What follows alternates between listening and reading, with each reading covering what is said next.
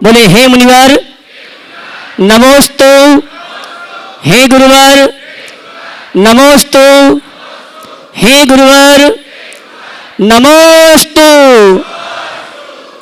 और आइए गुरुवर के आशीर्वाद से हम और आप संघ का समाधान का कार्यक्रम प्रारंभ करें। आइए मैं बुला रहा हूं क्रम से, जिनका नाम लूंगा पहले से तैयार रहेंगे। मैं आमंत्रित करता हूं लक्ष्मीचंद जी कोठारी वासवाड़ा, और उसके बाद तैयार रहेंगे अनीता सेठी हाट पिपल्या सब परिवार। नमोस्तु नमोस्तु नमोस्तु। गुरुदेव मेरे जीवन के मार्गदर्शक, आपकी प्रेरणा और आशीर्वाद से हम दोनों धर्म मार्ग पर अग्रसर हो रहे हैं।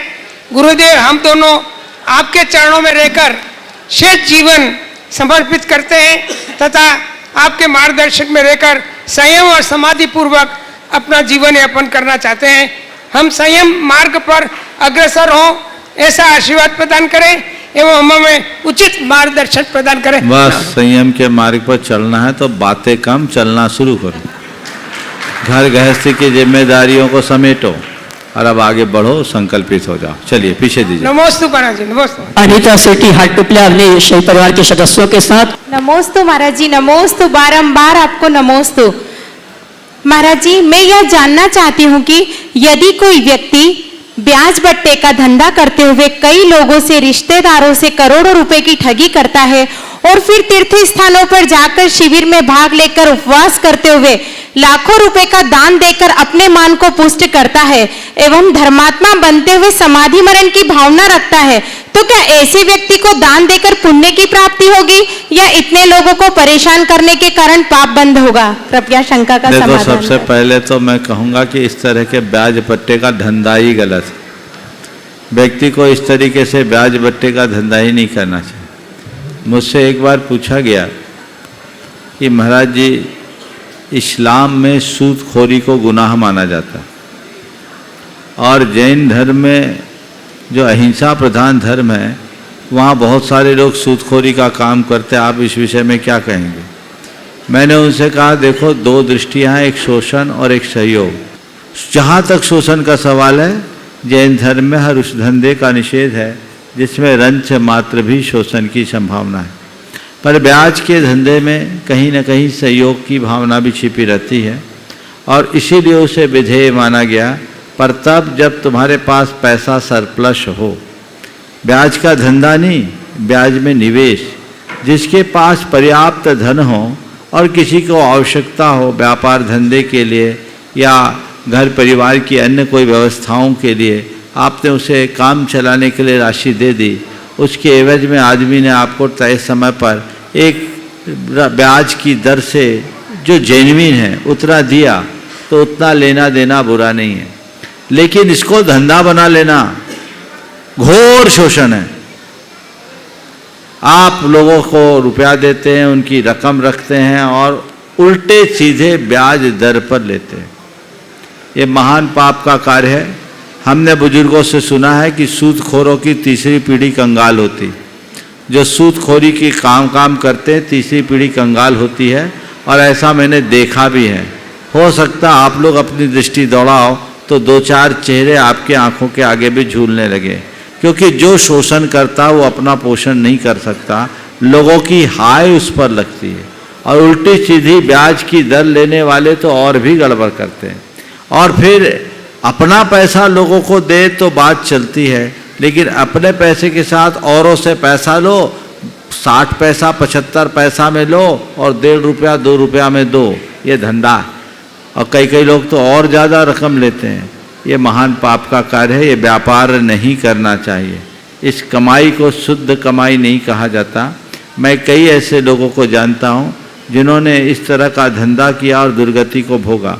मेरे संपर्क में एक परिवार है जिनके पिता एक ज़माने में खूब ज़्यादा ब्याज बट्टे का काम किया करते थे, और ब्याज बट्टे के काम में उस गांव में बिना लिखा पढ़ी के चाहे जिसको रुपया देते थे, उस गांव का पूरा बाजार उनके दम पर भरता था, पशुओं का बाजार था।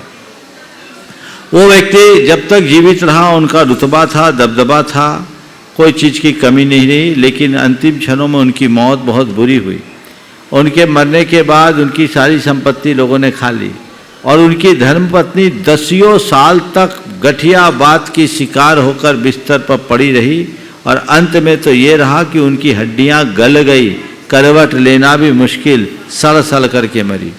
जो पैसे थे वो भी चले गए और बच्चों की एक समय ऐसी स्थिति आ गई कि नौकरी करने को मजबूर होना पड़ा। उन्होंने मुझसे कहा, महाराज कभी हो तो आप मेरा उदाहरण लोगों को दे सकते हैं। मैं नाम तो नहीं लूँगा, लेकिन ऐसी स्थितियाँ होती, और वो इसलिए कि अंधाधुंध ब्याज लेकर के आदमी कब तक फलेगा। तो पहली बात तो मैं आपके सवाल के माध्यम से सभी को संदेश दूंगा कि इस तरह का धंधा बंद करें। और अब आजकल तो शब्दावली बदल गई, अब ब्याज का धंधा नहीं हुआ, फाइनेंस का बिजनेस हो गया। जितने भी फाइनेंस की कंपनीज है वो भी क्या करती, छाती पे मूंग दलकर पैसा वसूलती। ब्याज का काम करना है तो तुम तभी करना जब तुम्हारे पास सरप्लस हो और इतनी उदारता हो कि तुम अपना पैसा वसूलने के लिए किसी का घर मकान नहीं बिकवाओगे, किसी को सड़क पर नहीं लाओगे। यदि तुम्हारे हृदय में ऐसी उदारता है तो तुम ब्याज का काम करो, नहीं तो अपना काम से काम रखो, ज़्यादा इन चक्करों में मत पड़ो। व्यापार की अन्य दूसरी संभावनाओं को तलाशो जिससे अपना जीवन अच्छा होगा, तब आप अपने जीवन में सफलीभूत होंगे। एक बात तो ये।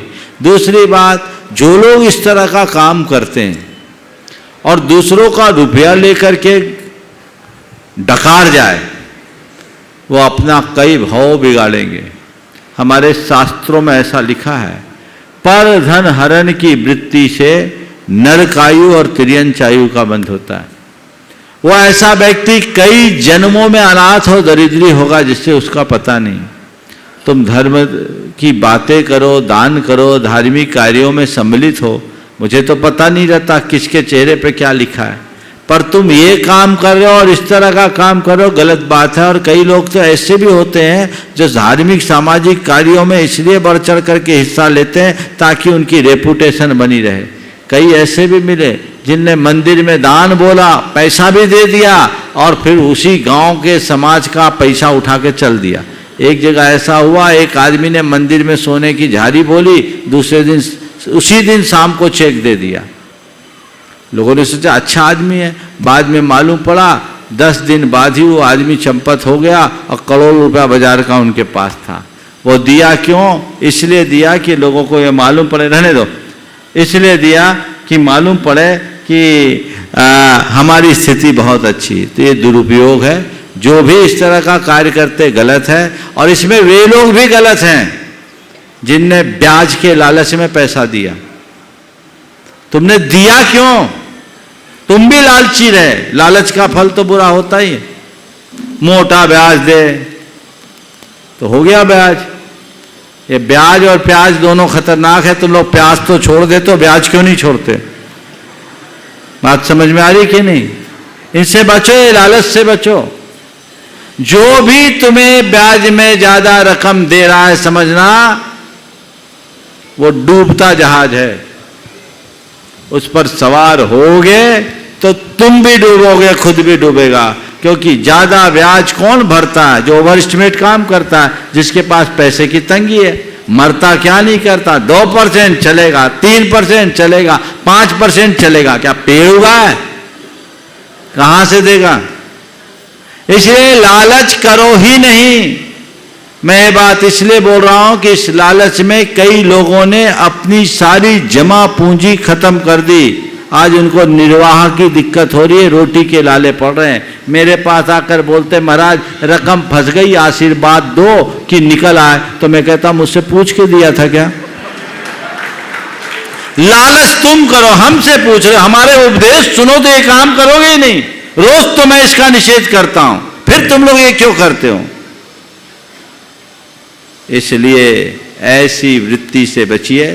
कभी किसी का एक पाई लो मत, और लिया है तो चुकाने की बात अंतिम क्षण तक रखो। ये सोचो इस दुनिया से मैं जाऊं तो कर्ज लेके ना जाऊं, कर्ज चुका करके जाऊं। ये लक्ष्य होना चाहिए। नमोस्तु महाराज श्री, नमोस्तु। देवेंजन अपने साथियों के साथ कोटा। पूज्य गुरुदेव के चरणों में हम सभी मित्रों का कोटा से आए हुए का सशत प्रणाम, सशत प्रणाम।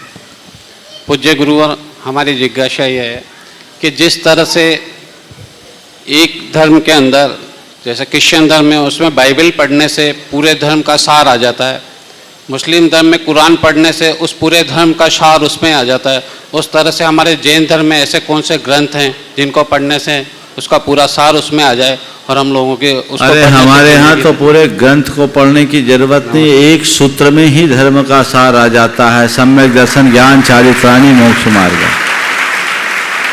तत्वार सूत्र का एक सूत्र है, सम्यक दर्शन ज्ञान चारित्राणी मोक्ष मार्ग। पूरे धर्म का सार, जीवन का सार, निचोड़ सब कुछ उसमें है। अब रहा सवाल, ऐसा कोई ग्रंथ जिसको हम पूरे जैन धर्म का प्रतिनिधित्व कर सकते, बहुत सारे हमारे ग्रंथ हैं, लेकिन जैन धर्म इतना व्यापक है कि उसे एक वॉल्यूम में रखा ही नहीं जा सकता। वो हमारे तीर्थंकरों की वाणी है जिसमें अनंत अर्थ प्रकट किया गया। और ये तो हमारा दुर्भाग्य है कि आज हमारे बहुत आयत ग्रंथ विलुप्त हो गए, बहुत थोड़ा सा बचा है, लेकिन जो है वह भी भारतीय वाङ्मय की शीर्ष समृद्धि का आधार। इतने ग्रंथ है, जिनके पास एक ही ग्रंथ है वो एक ग्रंथ की भी गीत गाते। तुम लोग क्यों कहते हो कि हमारा एक ग्रंथ होना चाहिए? तुम्हें इस बात का गर्व होना चाहिए कि हम उस परंपरा में जन्मे और पले जहां हमारे लिए विपुल वाङ्मय भंडार है जो हम जीवन भर पढ़ करके भी पूरा न कर सके। रहा सवाल सार, तो मैंने तो कहा ना, एक सूत्र ही पर्याप्त है, समझ गए? तो सार भी है, विस्तार भी है, जैसी रुचि वैसा काम। नमस्ते गुरुवार, नमस्ते। श्रीमान शरद डागा जी जबलपुर अपने साथियों के साथ। मैं शरद डागा जबलपुर अपने मित्र डागा में श्वेतांबर जैन हूँ। हाँ ठीक। मित्र परिवार के साथ में आपके दर्शन के लिए आया हूँ। आपको बहुत बहुत बारंबार नमोस्तु। मेरा प्रश्न आचार्य श्री ये है कि जितने मुनि महाराज आचार्य भगवंत होते हैं, ये केश लोचन करने के पश्चात उनको कितना कष्ट होता है। कष्ट होने के बावजूद भी मेरी जिज्ञासा है कि जो लोग आप लोग ये केश लोचन करते हैं, इससे कौन से कर्मों का उदय होता है? मैं देखिए डागा जी, पहले तो मैं आपसे कहूँगा, आपने कहा केश लोचन करने में कष्ट होता है। किसी मुनि महाराज को केशलोच करते समय कष्ट महसूस करते हुए देखा क्या? मैंने अनुभव किया, उनको कोई कष्ट नहीं होता। तो मैं बता रहा हूं, तो केशलोच करने वाले को कष्ट होता है कि देखने वाले को? करने वाले को तो नहीं होता, देखने वाले को तो बहुत होता है। हम बाल उखाड़ते, तुम कहता जी महाराज। तो जिसको कष्ट होता वो मत देखे, हम तो मस्त हैं।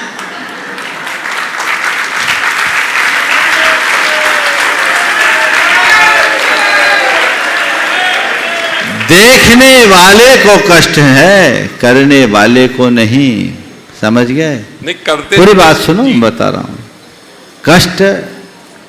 कष्ट नहीं होता, कष्ट की अनुभूति होने पर कष्ट होता है, समझ गए? आप बड़े बड़े एडवेंचरस इवेंट्स होते हैं जिसमें लोग मौत से खेलते हुए अपना काम करते हैं, देख के रूह कांप जाए, होता है। लेकिन वो जो उसमें भागीदारी रखता है, जो उसका पार्टिसिपेंट होता है, वो आनंदित होता है, क्योंकि वो गया ही इसके लिए, समझ गए? लद्दाख में, लेह में हमारे सैनिक हिमाच्छादित प्रदेशों में -20 टेम्परेचर में है, हमको देख के कष्ट होता है, लेकिन वो वहां भी मस्त रहते हैं, क्योंकि उनका ध्यान देश की सेवा रूप अपने लक्ष्य में है। ऐसे हमारा ध्यान अपने आत्मा के कल्याण रूप लक्ष्य में। आप लोगों को कष्ट इसलिए होता है क्योंकि आपका शरीर से अनुराग प्रगाढ़ है। आप 24 घंटे शरीर की सेवा में लगे रहते हो, तो एक तिनका भी तुम्हें चुभता है तो तुम उसका अनुमान लगाते हुए सोचते हो कि इनको कितना कष्ट होता होगा, समझ गए? अंतर केवल ये है कि तुम शरीर के लिए जीते हो, हम शरीर के साथ जीते हैं। शरीर के लिए जियोगे तो शारीरिक कष्ट तुम्हें पीड़ित करेगा, शरीर के साथ जियोगे तो कष्ट में भी मस्त रहने की क्षमता आएगी। ये केशलोच रूप कर्म भेद विज्ञान की अनुभूति शरीर से निष्प्रहता, कष्ट सहिष्णुता जैसे गुणों को विकसित करने के लिए, आत्मनिर्भरता जैसे गुणों को विकसित करने के लिए किया जाता है। समझ गए? इसलिए इससे ढेर कर्मों की निर्जरा होती है। ये एक तपस्या है। और आपको बताऊं, जिस दिन आप भी सोच लोगे ना, तो आपका भी केस लोच ऐसे होगा कि आपको पता ही नहीं लगेगा। और एक बात बोलो, प्रकृति ने आपको 60% डिस्काउंट भी दे रखा है ना? इसलिए चिंता करने की कोई बात नहीं है, सब आनंद से कटेगा। बहुत बहुत नमोस्तु महाराज। सुषमा जैन सागर। गुरुवर के चरणों में कोटि से नमोस्तु नमोस्तु नमोस्तु। गुरुवर, जिनकी पुण्यतिथि होती है, जो इस संसार में नहीं है, स्वर्गीय हो गए हैं, शांति धारा के समय क्या उनके द्वारा शांति धारा कराई जा सकती है? अरे ये तो मोह की अभिव्यक्ति है। तुम उनकी शांति धारा पूछ रहे हो, वो है कहाँ यही पता नहीं। शांति उनको चाहिए कि तुम्हें? वे तो चले गए परम शांति में। मौत के बाद तो शांति है ना। हाँ, मुनिश्री होती है मंदिर मैं में। बता रहा हूं, सुनो तो पूरी बात बोलो, तब तो उत्तर दूंगा। मौत के बाद तो परम शांति में अशांति तुम्हें है, तो तुम अपनी शांति के लिए शांति धारा करो, उसके लिए नहीं। ये मोह है। तो महाराज किसी की पुण्यतिथि में शांति धारा नहीं कराएं। पहले तो मैं ये बोलता हूं, किसी का मरना उसकी पुण्यतिथि की पाप तिथि? बोलो, कोई मर गया तो तुम्हारा पुण्योदय आया, वो मरा? बोलो नहीं। तो उसको पुण्यतिथि क्यों बोलते हो? बोलो, पूरी सभा से पूछ रहा हूं, ये तो झेप रही हैं। ये बताओ, किसी का मर जाना पुण्य है या पाप? पाप। तो उस किसी की मृत्यु के बाद उस तिथि को पुण्य तिथि कहोगे कि पाप तिथि? बोलो जोर से। पाप तिथि। क्या बोलते हो? पाप तिथि बोलते हो? अब शुरू करोगे पाप तिथि बोलना? हाँ, पाप तिथि नहीं बोलोगे, पुण्य तिथि बोलोगे। यानी तुम इसकी प्रतीक्षा में कोई मरे और हमारा पुण्य का उदय आए। क्या गड़बड़ है? सुनो, मैं भी कहता हूं पुण्य तिथि ही बोलना, पर पुण्य तिथि का मतलब समझो, पुण्य करने की तिथि। मजाक हमसे।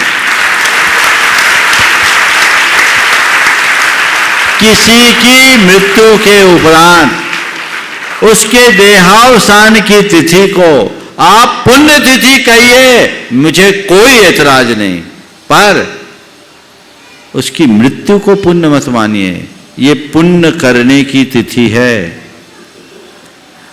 देह की नश्वरता, संसार की नश्वरता का बोध करा रहा है। वो आदमी चला गया, कुछ उसके काम में नहीं आया। जीवन का कोई भरोसा नहीं, कब मेरी कहानी खत्म हो जाए, मेरी आखिरी सांस चली जाए, कोई भरोसा नहीं। वो तो कुछ कर पाए नहीं कर पाए, वो जाने। मैं जितना पुण्य जोड़ पाऊं वो अच्छा है, इसलिए आज मेरे पुण्य की तिथि है। समझ गए? तो आज पुण्य तिथि है, मुझे शांति धारा करानी यानी पुण्य कमाना है। किसके लिए? अपने लिए, उसके लिए नहीं। वो तो गया। कितने चले गए? कौन कौन की पुण्य तिथि में कराओगे? बोलो, अनंत गए। अपनी चिंता करो, उसकी नहीं। जो गया सो गया। ये केवल एक मोह के लक्षण है, इसलिए ऐसा मत करना। किसी के मरणोपरांत पुण्य तिथि में शांति धारा करो, कोई दिक्कत नहीं। लोकाचार में आज अमुक की पुण्यतिथि है, लगाव तो रहता है, पर मोह नहीं होना चाहिए। समझ गए? आज हम पुण्य का कार्य करें, कुछ दान करें, कुछ सेवा का कार्य करें, शांति धारा लोग कराते हैं, उस दृष्टि से करने में कोई बुराई नहीं, पर उनकी शांति के लिए। मेरे से उन्हीं का नाम लिया जाता है। बोल तो दिया, क्या लिया जाता है मुझे नहीं मालूम, क्या करना चाहिए सो बता दिया। चलिए, नमस्ते गुरुदेव। हाँ, गुणायतन ट्रस्टी अभी गोयल पथरिया। गुरुदेव, कुछ लोग कहते हैं कि किस्मत खराब थी कि ऐसा कार्य नहीं हो सका। क्या मेरा प्रश्न ये, किस्मत खराब थी इसलिए ऐसा कार्य नहीं हुआ। तो गुरुदेव, मेरा प्रश्न यही है कि इसमें क्या सच में किस्मत का खेल होता है या हमारे कार्यों पर निर्भर करता है? कि यह कार्य सही से ना हो सका होगा, तो क्या किस्मत होती है या उसे हम अपने कर्मों से निर्मित करते हैं? देखो, देखा है क्या किस्मत को? इसलिए कोई कार्य करो तो ये सोचकर मत करो कि जो कार्य मैं करूँगा वो हो ही जाएगा, मैं जो कार्य करूँगा मेरे किस्मत में होगा तो होगा, नहीं होगा तो नहीं होगा, ऐसा मत सोचो। पहली बात। फिर कार्य करने के बाद सफलता न मिले तो किस्मत को कोसो मत कि मेरी किस्मत खराब थी इसलिए कार्य नहीं हुआ। हाँ वही गुरुदेव लोग बोलते हैं। बोल रहा, सुनो, सुन लिया मैंने। किस्मत को मत कोसो कि मेरी किस्मत खराब थी इसलिए ऐसा नहीं हुआ। उसकी समीक्षा करो कि किस्मत खराब थी कि मेरी करनी में कोई चूक थी, मेरी कहीं ना कोई कमी रही है, मुझे उस कमी को खत्म करना है। और जब मैं उस कमी को खत्म करूंगा मेरी किस्मत अपने आप चमक जाएगी। समझ गए? तो जब तक अवसर हो तब तक पुरुषार्थ जारी रखो। हो सकता है तुम्हारे इस प्रयत्न से तुम्हारी खराब किस्मत भी चमक जाए, लेकिन किस्मत के भरोसे हार मान जाओगे तो जीवन में कुछ भी नहीं कर पाओगे। समझ गए?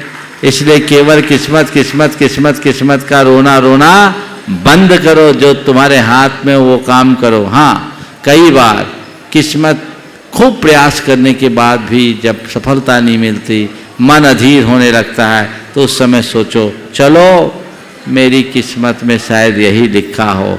मन को अधीरता से बचाने के लिए किस्मत की बात सोचना तो ठीक है, लेकिन केवल किस्मत का रोना रोना ठीक बात नहीं है। चलिए, पलासिया मेला मंडल। हेलो, बोलो। हाँ बोलो। नमोस्तु महाराज, नमोस्तु। हम इंदौर पलासिया जवाहरलाल मंदिर से पूरा महिला मंडल समाज, पूरी समाज आई है हमारी। जवाहरलाल मंदिर से पूरी समाज आई है। महाराज जी, मेरा प्रश्न यह है कि नियम क्या चीज़ होती है, नियम क्यों लेना चाहिए और नियम लेने से क्या लाभ होता है? नियम क्यों लेना चाहिए, नियम क्या है और नियम लेने का फायदा क्या है? मुझसे एक बार एक परिवार आया और उनके साथ उनका बच्चा था, और वो लोगों ने कहा महाराज इसको कुछ नियम दो। मैं उसकी तरफ देखा तो उसने कहा महाराज मैं कोई नियम नहीं लेना चाहता, मेरा नियमों में कोई विश्वास नहीं। मैंने कहा कोई बात नहीं, ठीक है मत लो, नियम में विश्वास नहीं है। थोड़ी देर बाद मैंने उससे कहा ये बताओ कुछ खेलते हो? बोले हाँ खेलता हूँ। बोले क्या खेलते हो? बोले क्रिकेट खेलते हो। बोले क्रिकेट का कैसा खेल होता है? बोला महाराज जी 2 टीमें होती है, एक एक फील्डिंग करने वाली होती है, एक बल्लेबाजी करने वाली होती है। बल्लेबाजों की टीम बल्लेबाजी करती है और बैटिंग करने वाली टीम फील्डिंग करने वाली टीम गेंद फेंकती है चारों। तो मतलब अच्छा तो क्या होता है? कहीं भी बल्ला लेकर कहीं भी गेंद फेंक दिया जाता है, कर दिया जाता? नहीं महाराज जी उसके कुछ रूल्स है। तो क्या रूल्स है? बोले बैट्समैन को अपनी क्रीज होती है, उसको क्रीज में रहना पड़ता है, पीछे विकेट्स होते हैं, बॉलर के लिए भी अपनी एक लाइन रहती है, और पूरी की पूरी फील्डिंग के भी बहुत सारे रूल्स होते हैं। बोले अच्छा, तो हम बोले ये रूल्स को हटा दे तो क्या बात है, खेल खेलना है कहीं भी। बोला महाराज ये रूल्स को हटा दे तो मजा ही खत्म हो जाएगा। तो मैंने उसे समझाया भैया यही तो मैं तुमसे कहना चाहता हूँ। तुम कहते हो क्रिकेट के रूल्स को हटा देने से क्रिकेट का मजा खत्म हो जाएगा, जीवन के रूल्स को हटा दोगे तो जीवन का मजा खत्म हो जाएगा। तो मुझसे अगर नियम की परिभाषा पूछते हो तो 1 मिनट में मैं कहूंगा जीवन को सहज और संतुलित बनाकर जीवन के रस देने की प्रक्रिया का नाम नियम है, जिनका निर्वाह हम सबको करें। ओम जी आइए। ओम जी अग्रवाल को आमंत्रित करूंगा विराय शंका समाधान का अंतिम प्रश्न लेकर, और उनके सम्मान के लिए मैं आमंत्रित करूंगा एनएलजी साहब और सुभाष जी को। नमोस्तु गुरुवर, नमोस्तु गुरुवर, नमोस्तु गुरुवर। आपके रतलाम में चातुर्मास होने से रतलाम में हमारे परिवार और रतलाम का भाग्य उदय हो गया, वहाँ का सब धर्ममय धर्म हो गया, और आज यहाँ आकर मेरा मन बहुत प्रफुल्लित हुआ। सामने जाके गुण स्थानों का जो देखा रोम रामचित हो गया, और हम ऐसे अनुभव किया कि गुण स्थानों का यहीं से अनुभव हो रहा। नमोस्तु महाराज। बहुत सुंदर, एक बार जोरदार करतल धरी ओम जी के लिए, जिन्होंने रतलाम के चातुर्मास में अपना बहुत महनीय योगदान दिया। पूरे परिवार ने आज यहाँ उपस्थित हुए हैं। एक बार पुनः इनका जोरदार करतल ध्वनि से सत्कार करिएगा। और उनके सम्मान की मैं आमंत्रित करूँ एनएल जी साहब और सुभाष जी को, वे हमारे सम्माननीय गुणायतन ट्रस्टी, उनका सम्मान का कार्यक्रम संपन्न करें। और श्रीमती पूनम जी, हाँ, श्रीमती ओम जी का सम्मान कर रही है। आपका कर्तव्य है, जोरदार जोरदार तालियां बजती रहनी चाहिए। सुख जैन चावल वाला परिवार जबलपुर। गुरुवर के चरणों में बारंबार नमोस्तु। गुरुवर गुणायतन परिसर देखने के बाद बस ये भाव जागृत होते हैं कि हम लोगों को भी यहाँ के सेवा का अवसर प्राप्त कैसे होवे। बिल्कुल, जैसे गुरु चरणों में रह करके तुम लोगों ने जबलपुर और कुंडलपुर के लिए काम किया, वैसे यहाँ के लिए भी संकल्पित हो जाओ, समर्पित हो जाओ, अवसर मिलता रहे।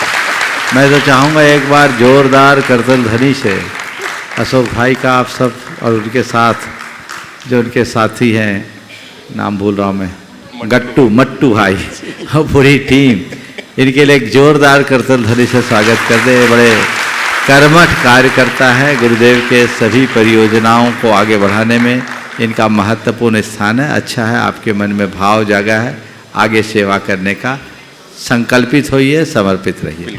ओ आदेश जैन जबलपुर। नमोस्तु महाराज श्री, मेरा और मेरे परिवार की ओर से नमोस्तु। महाराज श्री, मेरी जिज्ञासा ये है कि जब हम कोई लक्ष्य निर्धारित करते हैं तो शुरू में हमारे अंदर बहुत कॉन्फिडेंस रहता है, फिर धीरे धीरे वो कॉन्फिडेंस लो हो जाता है। तो हम ऐसा क्या करें कि हम अपने जर्नी में पूरा कॉन्फिडेंस हमारा हाई रहे और हम अपने गोल को अचीव कर सकें? मोबाइल यूज करते हो ना? हाँ। बैटरी हमेशा एक सी स्थिति में रहती है क्या? नहीं। हाँ? नहीं। क्या होती है? डिस्चार्ज। जब डिस्चार्ज होने लगती है तो क्या करते हो? चार्ज। कहाँ चार्ज करते हो? चार्जर।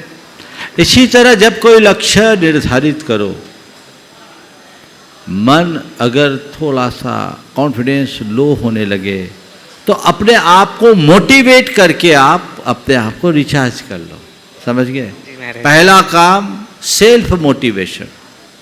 सेल्फ मोटिवेशन के क्षेत्र में जब भी कभी ऐसी बात हो तो ये सोचे कि मैंने ये लक्ष्य बनाया, मैंने ये लक्ष्य बनाया है, मुझे ये प्राप्त करना है, ये मेरे जीवन का मूलभूत उद्देश्य है, जिसे मुझे किसी भी हालत में खोना नहीं, मुझे पा करके रहना है। तो पहले आप अपने आप को जब मोटिवेट करोगे, लक्ष्य और लक्ष्य की उपादेयता को देखोगे तो दोबारा उत्साह जागृत होगा। फिर अपने संकल्प को, कि मैंने संकल्प क्या लिया है, मुझे अपने संकल्प को पूरा करना है, ये बात में रखो। मुझे ये पाना है नहीं, पा कर ही दम लेना है, ठान लो। समझ गए? जैसे उदाहरण देता हूँ, पहाड़ पर आप लोग उत्साहपूर्वक चढ़ते हो कि नहीं चढ़ते हो? चढ़ते हैं। महाराज बहुत उत्साहित होकर तो शिखर जी आए हैं, कब से मन बनाए हैं, महीनों पहले से टिकट बनती है, तब यहाँ आते हैं। ठीक है, अब ये बताओ, चढ़ते हो, जब चढ़ना शुरू करते हो तो धीरे धीरे हिम्मत टूटने लगती कि नहीं? हाँ हाँ। और चंद प्रभु भगवान के नाम पे तो सभी पस्त हो जाते हैं। हे भगवान, काहे को अलग चले गए आप, पास ही में चले जाते तो अच्छा रहता। मन टूटता है, पर उस समय क्या करते हो? भगवान का नाम लेते। और भगवान का नाम लेके क्या करते हो? अरे नहीं, मुझे पूरी वंदना करनी है, मैं सोच कर आया हूं, तय करके आया हूं, संकल्पित होकर आया हूं, मुझे पूरी वंदना करनी है, मुझे पूरी वंदना करनी है, मुझे पूरी वंदना करनी है ना जी। और जब ये संकल्प सामने रहता है तो कहते हैं नहीं, मुझे पूरी वंदना करके ही दम लेना, हो जाता है ना? हो जाता है। तो अपने आप को मोटिवेट करो, अपने संकल्प को सामने रख करके चलो जी। तो कभी मन टूटेगा नहीं। पर एक साथ एक बात और बताता हूँ, कई बार लोग सीधे सीधे बड़े बड़े लक्ष्य बना देते हैं। जी महाराज। वो पहाड़ की भांति सामने हो जाता है और जब उसकी पूर्ति नहीं होती तो मन में घोर हताशा के भाव आने लगते। तो उसके लिए मैं कहूँगा, एक बड़े लक्ष्य को बनाओ, लेकिन उस बड़े लक्ष्य को कई टुकड़ों में बांट दो, है ना? बड़े लक्ष्य को कई टुकड़ों में बांट दो। मतलब पहाड़ चढ़ना है, पहाड़ कहाँ चढ़ना है? एक छोटा बच्चा अपने दादाजी के साथ पहाड़ चढ़ने आया, उसने दादाजी से कहा, दादाजी पहाड़ कितना बड़ा है? बोले 9 किलोमीटर चढ़ना है। तो 9 किलोमीटर की चढ़ाई हम कैसे चढ़ेंगे? यहाँ तो घना अंधेरा, अपने हाथ की टॉर्च की लाइट तो 10 फुट ही जा रही है, कैसे चढ़ेंगे? बेटा, हमें 9 किलोमीटर थोड़ी चढ़ना है, हमें तो 1 कदम चढ़ना है। 1 कदम चढ़ो, रोशनी 1 कदम आगे बढ़ जाएगी। बस 1 कदम चलो, रोशनी 1 कदम आगे बढ़ जाएगी। हम एक एक कदम चढ़ते चढ़ते पूरे 9 किलोमीटर की पहाड़ी चढ़ जाएंगे। समझ गए? जी महाराज जी। तो जब हम अपना बड़ा लक्ष्य हो रखे तो उसकी शुरुआत पहले कदम से करें। हमें 1 कदम चलना है। क्या करना है? 1 कदम। हमें 1 कदम चलना है। 1 कदम 1 कदम 1 कदम चलते चलते हम पूरे पहाड़ चल सकते हैं। और इसके साथ शिखर जी चढ़ना है तो चलो, यहाँ से कहाँ तक चढ़े? तो चलो पहले काठपुल तक चढ़े, फिर हम गंधर नाला का लक्ष्य बनाए, फिर सीता नाला का लक्ष्य बनाए, फिर चोपड़ा कुंड का लक्ष्य बनाए, फिर हम गंधर तोक का लक्ष्य बनाए, फिर मुनीश्वर तोक का लक्ष्य बनाए, और फिर हम जाकर के सीधे चंदा प्रभु का लक्ष्य बनाए, फिर जल मंदिर का लक्ष्य बनाए, फिर से गंधर टोक का लक्ष्य बनाए, फिर पार्श्वनाथ का लक्ष्य बनाए और नीचे आ जाए। ऐसे में मन उत्साहित बना रहता है, कभी हताश नहीं होता। यदि मनुष्य अपने जीवन व्यवहार के हर क्षेत्र में इन बातों का ध्यान रखे तो बखूबी वह सफल हो सकता है। नमोस्तु महाराज। अगला पंडित शांतिलाल जी, अगर गुरुवर द्वय के श्री चरणों में मेरा और मेरे परिवार का शत नमन। गुरुवर, मेरी शंका यह है कि निगोदिया जीव जो कि नित्य निगोद में होता है, जबकि वहाँ व्रत तप कुछ भी नहीं हो सकता, फिर भी उनके कर्मों की निर्जरा कैसे होकर के और वो वहाँ से निकल पाते हैं? गुरुवर बताने का कष्ट करें। देखिए, इसी को भवितव्यता कहते हैं। और निगोदिया जीव अतिरिक्त कोई पुरुषार्थ नहीं करते। अनंत जीव तो वापस वहीं जन्म लेते हैं और मरते हैं, पर उनमें से कोई कोई जीव ऐसे हैं जो वहाँ से निकल करके सीधे मनुष्य होकर अपना उद्धार कर लेते हैं। ये भवितव्यता है। किसकी भवितव्यता कब जाग जाए कहा नहीं जाता। हाँ, पंडित शांतिलाल जी का सम्मान संपन्न कर रहे हैं एनएल जी साहब, सिद्धार्थ जी, और उनकी धर्मपत्नी के सम्मान के लिए आमंत्रित करूंगा शकुन दीदी और लता जी को। जल्दी आए सम्मान के लिए। और आइए, अनिल मीना रावत इंदौर, इसके बाद तैयार रहेंगे सुधीर निकिता विलाला परिवार गुणायतन ट्रस्टी। कहाँ अनिल जी? एक साथ आ जाओ जल्दी। हाँ, दो वहीं। ओ,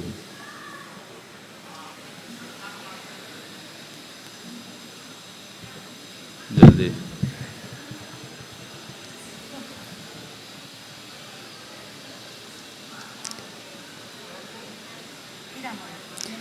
अनिल मीना रावत इंदौर, उसके बाद तैयार रहेंगे सुधीर निकिता विलाला परिवार गुणायतन ट्रस्टी। गुरुवर के चरणों में बारंबार नमोस्तु। गुरुवर, भोग भूमि स्वर्ग व नरक के जीवों को कर्म बंद होता है या नहीं? यदि होता है तो कैसे और कब? उनको भी होता है, 24 घंटे होता है, क्योंकि वो भी प्रवृत्तियाँ तो करते ही। समझ गए? और हाँ, भोग भूमि के जीवों की कषाएँ अपने अपेक्षा मंद होती, तो इसलिए वे देवायु का ही बंद करते हैं। और स्वर्ग के जीव मर कर के एकेंद्रीय तक हो सकते हैं। स्वर्ग का देवता मरकर कुत्ता भी बन सकता है, ऐसा शास्त्रों में लिखा है। उनको बड़ा क्लेश भी होता है, मन बहुत आकुल व्याकुल हो जाता है। उनकी उस कलुषता भरी स्थिति के कारण वो घोर तनाव में रहते हैं। तो स्वर्ग के देव भी सुखी नहीं है, महादुखी हैं। कर्मबंध उन्हें भी होता है। नमोस्तु गुरुवर, नमोस्तु गुरुवर। सुधीर निकिता विलाला परिवार गुणायतन ट्रस्टी अपने सभी साथियों के साथ बघरा जी वाले जबलपुर गुणायतन ट्रस्टी। गुरुवर देव के चरणों में हमारी ओर से, हमारे पूरे पलाचिया समाज के सभी सदस्यों की ओर से बारंबार नमोस्तु नमोस्तु नमोस्तु। हम इंदौर पलाचिया समाज से करीब 75 लोग यहाँ पे आपके दर्शन और सम्य शिखर की वंदना करने आए हैं। हम आपका आशीर्वाद चाहते हैं कि हमारी सब वंदना आराम से हो जाए। और मेरा एक क्वेश्चन है गुरुजी, अभी कुछ ही दिन पहले समाचार पत्र में 2 समाचार एक साथ छपे। एक में ये आया कि एक बछड़ा अपने मालिक की मौत के बाद में, एक बछड़ा अपनी मालिक जो चल बसे थे तो उनके साथ में रोते रोते शमशान घाट तक गया और वहाँ पर काफ़ी देर तक बैठा रहा। दूसरा समाचार था कि पति पत्नी में झगड़ा हुआ और उसमें पत्नी ने बोला कि अभी बच्चा रोएगा तो अपन नहीं चलेंगे। पत्नी ने बोला कि कहीं बाहर जाना था उनको, तो पत्नी ने बोला कि बच्चा रोएगा तो अपन कल चलेंगे। तो उस बच्चे के पिताजी ने बच्चे को दीवार के ऊपर फेंक दिया और उसका सिर फट के वो मर गया। तो गुरुजी मेरा क्वेश्चन ये है कि लोगों में, जानवरों में अभी तक संवेदना है, लेकिन मनुष्यों की संवेदना कहाँ चली गई? ये बात बहुत ही गंभीर और चिंतनीय है और आजकल ऐसा ही देखने में आ रहा है कि जानवरों में मनुष्यों से ज़्यादा संवेदना दिख रही। हमने भी ऐसे अनेक चित्र देखे जिसमें पशुओं ने वो आदर्श उपस्थित किया है जो आज मनुष्यों में अत्यंत दुर्लभ दिखाई पड़ते हैं। एक पंक्ति में मैं आपकी बात का उत्तर दूंगा कि मुझे ऐसा लगता है कि पशुओं की क्रूरता मनुष्यों में समा गई और मनुष्यों की संवेदना पशुओं में आ गई। ये परिणाम। मैंने कई चित्र देखा, एक चित्र देखा, वीडियो था कि एक कुतिया बकरी के बच्चे को, मेमने को दूध पिला रही। बकरी का जो मेमना था उसकी माँ मर गई थी। मालिक बोतल से दूध पिलाता था। कुतिया ने देखा, रोज आए और सुबह शाम आकर उस मेमने को अपना दूध पिला दे। मैंने एक चित्र देखा जिसमें एक गाय, वो चित्र क्या मैंने लाइव देखा, एक गाय 4 बछड़ों को एक साथ दूध पिला रही, जिसमें उसका एक बछड़ा था, 3 ऐसे गायों का बछड़ा था जो कसाईयों के हाथ चढ़ गई थी। तो ऐसी संवेदना पशुओं में भी है। आप लोगों ने एक वीडियो देखी होगी कि एक तेंदुआ बंदरिया का शिकार करता है और उसका सद्य प्रसूत जो बच्चा होता है उसको नहीं मारता और उसे भूखा रहना स्वीकार कर लेता है, लेकिन उस बच्चे का रख रखाव करता है। ये वीडियो बहुत वायरल हुआ। तो इसे देखकर लगता है कि पशु पक्षियों में आज मनुष्यों से ज़्यादा संवेदना है। काश मनुष्य अपनी संवेदनाओं को जगाए और अपने जीवन को बेहतर बनाए। नमस्तु महाराज, नमस्तु नमस्तु। सभी के लिए आशीर्वाद बनना के लिए। हाँ। हे पूज्य गुरुवर, आपके चरणों में नमोस्तु नमोस्तु नमोस्तु। हे गुरुवर, इस जीवन का अधिकतर समय तो बीत गया, अभी भी बहुत सारे संस्कार इस जीवन में भरे हुए हैं। क्या आज बाकी जीवन बचा है? क्या इसमें जीवन का कल्याण हो सकता है? क्या जो बाकी समय बचा हुआ है, क्या इस आत्मा का कल्याण हो सकता है? हो सकता है तो कैसे? कल्याण तो एक मुहूर्त में भी हो सकता है। आप तो बहुत अच्छा है कि समय के पहले जग गए। जो अंतिम क्षण में भी जागता है उसका भाग चमक उठता है। जब जागो तभी सवेरा। इसलिए जागने की कोशिश करो, प्रमाद मत करो। प्रमाद रहित होकर जो जीवन जीता है वही उन्नति के शिखर पर चढ़ पाता है। इसलिए जो बीत गया वो बीत गया, जो बचा है उसे संभालो। यदि हम उसे आज भी संभालने में समर्थ होते हैं, सुनिश्चित तौर पर अपने जीवन को ऊंचा उठाने का सौभाग्य पा सकते हैं। ओम। हाँ। मुन्नालाल जी, बघरा जी वाले, जबलपुर गणतंत्र ट्रस्टीज। गुरुवर के चरणों में मेरे जितेंद्र बाकलीवाल और पत्नी सरपत्नी नमिता बाकलीवाल की तरफ से नमस्तु नमस्तु नमस्तु गुरुदेव। हम लोग 15 साल अमेरिका में रहे और उस समय जब YouTube और WhatsApp वगैरह कुछ नहीं थे, तो आपके शंका समाधान देख देख के मन में बस यही भाव आते थे कि हम कब वापस हिंदुस्तान भारत लौटें। गुरुदेव, हम तो लौटे, हमें यहाँ गुरु सेवा करने का मौका दीजिए। और गुरुदेव, अभी हमारे दोनों बच्चे अमेरिका में हैं, उनमें हम ये संस्कार कैसे और आगे बढ़ाएं? गुरुदेव, बस आपसे यही थोड़ी सी मन में जिज्ञासा है जिसका समाधान करें। बहुत अच्छी बात है आप यहाँ लौट आए और आपकी भावना आपकी मातृभूमि से जुड़ी रहने के कारण आप यहाँ हर्षित भी हैं। जहाँ तक बच्चों का सवाल है, वो यहाँ लौटे, अच्छी बात है, पर अब मैं थोड़ा उल्टा बोलने लगा हूँ। मैं अब चाहता हूँ कि जो वहाँ है वहीं रहे तो कोई बुराई नहीं। ऐसा क्यों? ऐसा इसलिए कि जहाँ हम नहीं जा सकते वहाँ आप जाकर के धर्म की प्रभावना कर सकते हैं। आप जैसे लोग वहाँ जाएं, ये बड़ा स्वर्ण काल है कि आज 7 समुंदर पार भी धर्म की अप्रतिम प्रभावना हो रही है। अनेक जिन मंदिर वहाँ बन रहे हैं और अब तो पत्थर के मंदिर भी वहाँ निर्मित होने लगे हैं। और अमेरिका में ऐसे अनेक लोग हैं जो लोग विशुद्धतया धर्म ध्यान करते हैं, अपितु यहाँ के लोगों से ज़्यादा धार्मिकता का पालन करते हैं। इस बार दशरक्षण में अनेक लोगों ने वहाँ 10 उपवास किए, 16 कारण के 16 उपवास किए, एकासन किए, व्रत संयम नियम के अनुपालन में आज अमेरिका वासी कहीं पीछे नहीं हैं, बल्कि कई जगह तो भारत के लोग उनसे पीछे दिखते हैं। तुम लोग सामने बैठ करके ताली मत बजाओ, सिर ठोको, ताली बजाते हो। अरे थोड़ा तो देखो, लज्जा तो करो। तुम सामने बैठ के नहीं सुधर पाते, ये 7 समुंदर दूर से अपना जीवन बदल रहे हैं। काश तुम्हारे अंदर आत्मबोध हो, अपने आत्मा के कल्याण की ललक हो, तो ये दुविधा फिर कभी हावी नहीं हो। इसलिए बस मैं ये कहता हूँ, भारत से दूर भले रहो पर भारतीयता को जेहन में बसा के रखो।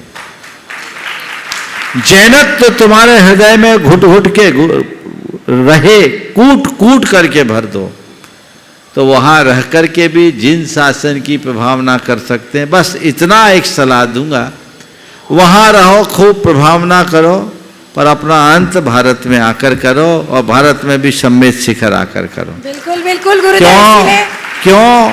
क्योंकि वहाँ के कानून के हिसाब से तुम्हें समाधि का सौभाग्य नहीं मिल सकता। समाधि पाना है, नर भव जब सफल बनाना है, तो तुम्हें यहीं आना होगा। इसलिए अपनी जड़ यहाँ जमा लो। जितने भी लोग वहाँ रह रहे हैं उन सबको मैं यही कहता हूँ, ठीक है वहाँ रहो, जमो, अपने बच्चों को भी अच्छे संस्कार दो, बड़ी अच्छे संस्कार। आज वहाँ पाठशाला, प्रामाणिक पाठशाला जो चल रही है, उसमें भी जो NRI की पाठशाला है, आज कितने बच्चे उसमें पढ़ रहे हैं। आज सब चीजें उन बच्चों को आज याद हो गई जो तुम्हारे बच्चों को नहीं। हर उम्र के लोग अभी प्रामाणिक पाठशाला के NRI ग्रुप ने 2 दिन पहले ही अपना एक कार्यक्रम शुरू किया। उस कार्यक्रम में 3 साल के बच्चे से लेकर 90 साल तक के लोगों का अलग अलग बैच है। उनके अंदर धर्म की ललक है। धर्म के अनुपालन में देश काल की सीमाएं बाधक नहीं होती, बाधक होता है मनुष्य के मन का प्रमाद और उसकी प्राथमिकताएं। अपनी प्राथमिकताएं बदल लीजिए, तय कीजिए कि मैं कौन हूं, मेरा क्या है और मुझे इस जीवन में क्या करना है। अपने आप रास्ता खुल जाएगा। चाहे तुम अमेरिका में हो या अंतरिक्ष में, यदि तुम्हारी, मैं आगे बढ़ के बोल रहा हूं, चाहे तुम अमेरिका में रहो या अंतरिक्ष में, तुम्हारा ध्यान सदैव तुम्हारी आत्मा में होना चाहिए। यदि आत्मा पर दृष्टि है तो कोई बाधा नहीं, और उससे विमुख हो गए तो सिवाय बाधा के कुछ भी नहीं। हाँ बोलिए। धन्यवाद गुरुदेव, बहुत बहुत। मन में एक टिस थी हमेशा कि हम लोग तो आ गए और बच्चे वहां है, तो आपने बहुत बड़ा शंका का समाधान कर दिया गुरुदेव। आशीर्वाद। नमस्ते नमस्ते गुरुदेव, नमस्ते, जयकारा गुरुदेव का। अगला नाम। हाँ, इस प्रकार आज के इस सत्र को परम पूज्य गुरुदेव के चरणों में नमन अर्पित करते हुए मैं यहीं पर विराम दे रहा हूँ। बोलिए परम पूज्य आचार्य गुरुवर श्री विद्यासागर जी महाराज की।